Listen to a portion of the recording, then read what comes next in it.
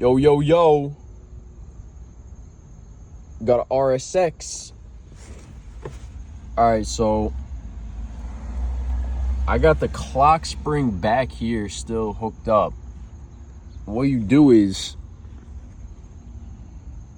this won't fit through here. So what you gotta do is you gotta take this off of here.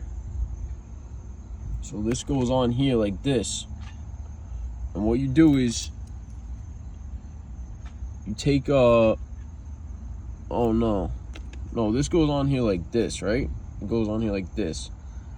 So what you're gonna do is you're gonna take a pick and put the pick up in here, and this will come off, and then this will fit through here, right? Then you got your hub. Take this guy, hook it up on here. Take this guy, hook it up on here. And then you take your resistors, you plug them in like this.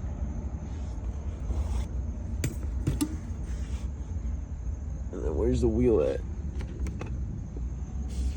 And then you plug the wheel in. Hold up 1 second.